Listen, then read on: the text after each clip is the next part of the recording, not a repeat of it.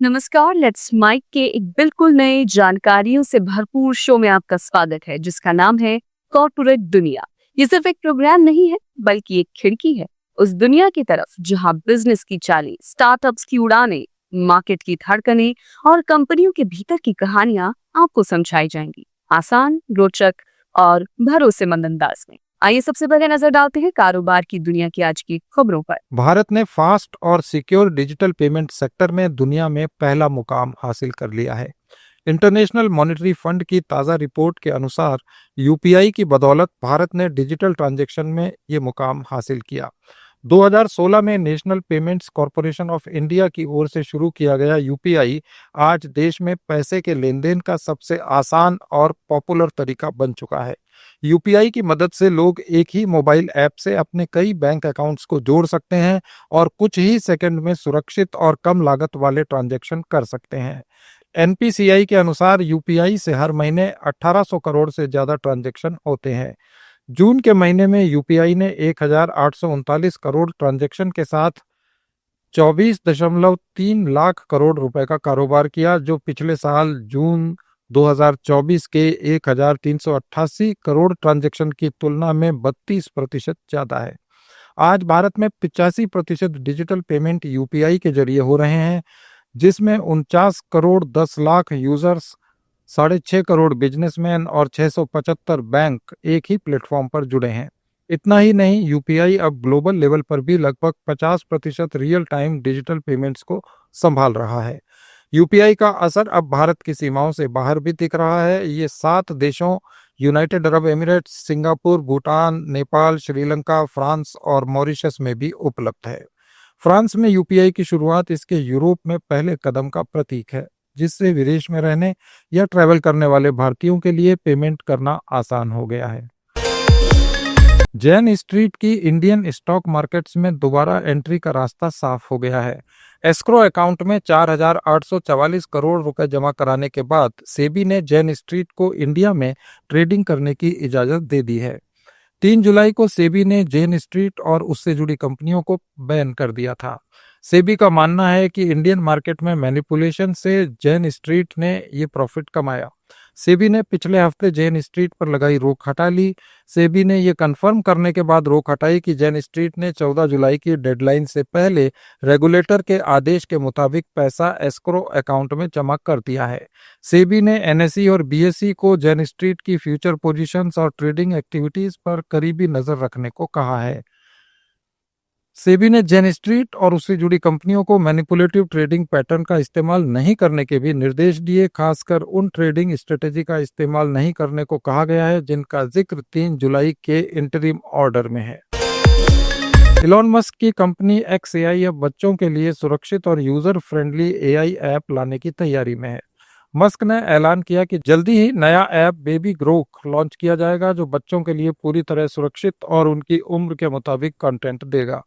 Baby Grok को पूरी तरह बच्चों के लिए डिजाइन किया जाएगा, जिसमें एज अप्रोप्रिएट क्यूरेटेड कंटेंट मिलेगा और हर तरह का एडल्ट या सेंसिटिव मटेरियल ब्लॉक रहेगा।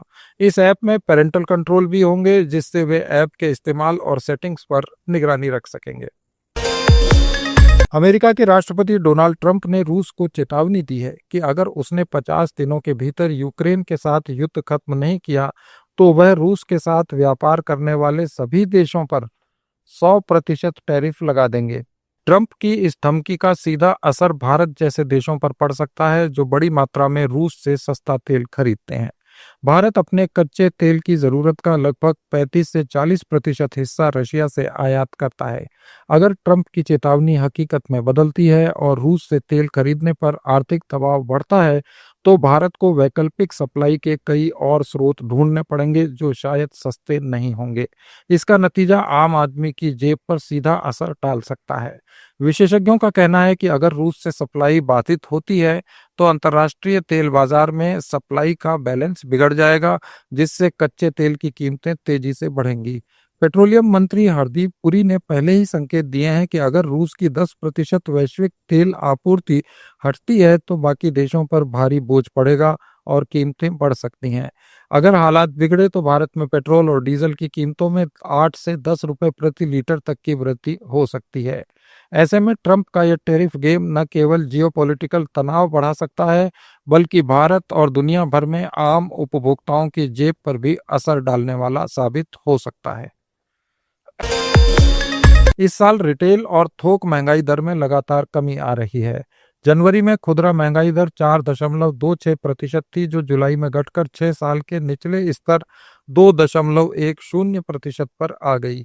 थोक महंगाई भी जनवरी के 2.31% से घटकर 20 महीने के सबसे निचले स्तर 0.13% रही।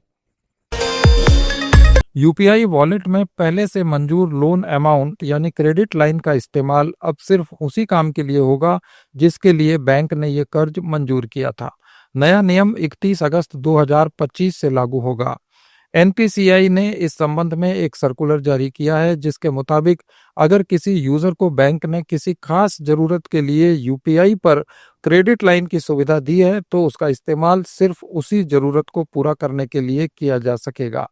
एनपीसीआई ने सभी बैंकों, भुगतान कंपनियों और यूपीआई ऐप्स को इन बदलावों को लागू करने का निर्देश दिया है। एनपीसीआई ने कहा कि इस सुविधा का दुरुपयोग रोकने के लिए नए नियम लाए जा रहे हैं। अभी कई बैंक यूपीआई पर 2 लाख रुपए तक की क्रेडिट लाइन दे रहे हैं। आयकर विभाग ने जनता को टैक्स रिफंड से संबंधित फर्जी ईमेल के लिए आगाह किया है और लोगों से संदिग्ध वेब लिंक पर क्लिक न करने को कहा है। आयकर विभाग ने एक्स पर लिखा कि वो ईमेल के जरिए कभी भी करदाता से बैंक विवरण या व्यक्तिगत जानकारी नहीं मांगता। उसने टैक्स पेयर्स को सलाह दी कि रिफंड की स्थिति केवल ऑफिशियल वेबसाइट incometax.gov.in पर ही वेरीफाई करें। एटीएम से कैश निकालने पर बैंक आपसे मामूली फीस लेते हैं, लेकिन इससे बैंकों को अच्छी खासी कमाई होती है। इस फीस से बैंकों को हर साल कितना मुनाफा होता है, लोकसभा में एक सवाल के जवाब से पता चला कि बैंक उससे 1-2 करोड़ नहीं बल्कि 300 करोड़ रुपए से ज्यादा की कमाई करते हैं। Reserve bank of India RBI ने 10 जून 2021 को एक गाइडलाइंस जारी की थी।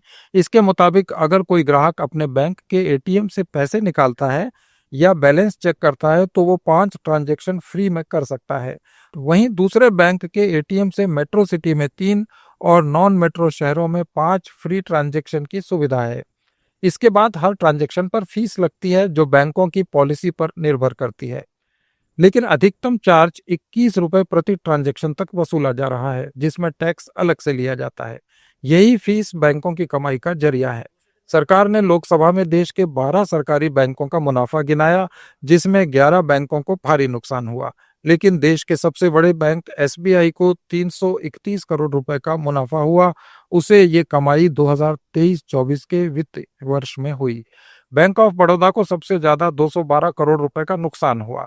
इसके अलावा यूनियन बैंक ऑफ इंडिया को 203 करोड़ रुपए और इंडियन बैंक को 118 करोड़ रुपए का नुकसान हुआ। ट्रांजैक्शन फीस से सबसे ज्यादा नुकसान ग्रामीण किसानों को हो रहा है, जो आमतौर पर छोटे मोटे लेन देन के लिए एटीएम का सहारा लेते हैं।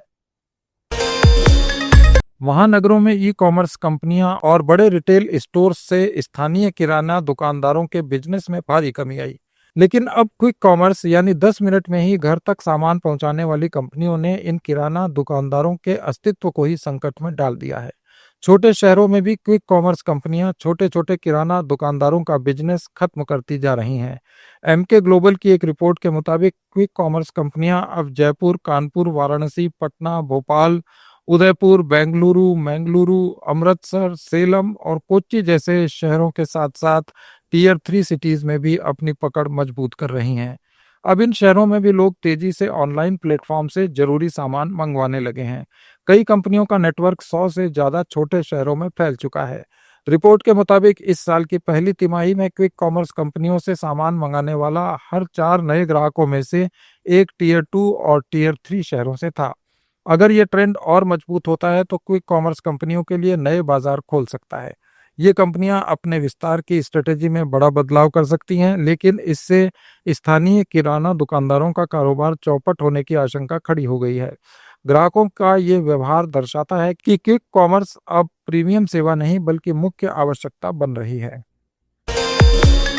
अडानी समूह अगले 5 सालों में अपने एयरपोर्ट बिजनेस में लगभग 96,000 करोड़ रुपए का इन्वेस्टमेंट करेगा।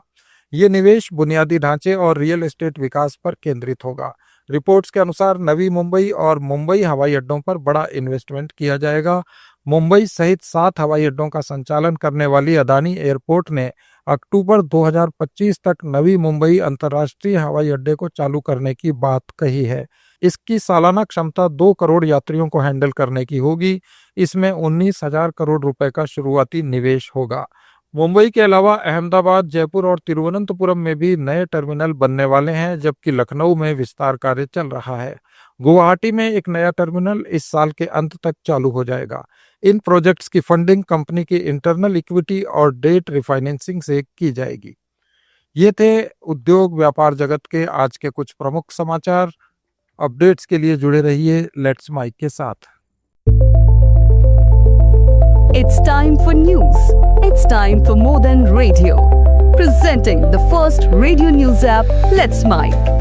Let's Mic, a news-based app on your phone where you get to watch and listen news, talk shows, interviews, radio show podcasts. On Let's Mic, you get all relevant information of TV, print, radio, podcast, and digital. Let's Mic talks about every segment of life.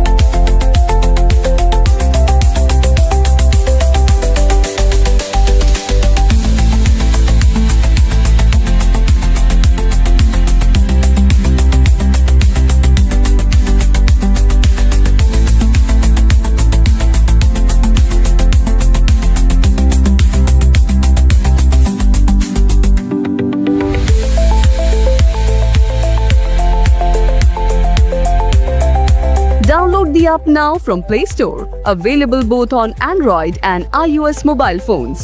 Follow us on YouTube, Instagram, Twitter, LinkedIn, Facebook, Telegram, WhatsApp, Snapchat. Let's talk, let's connect, and let's mic.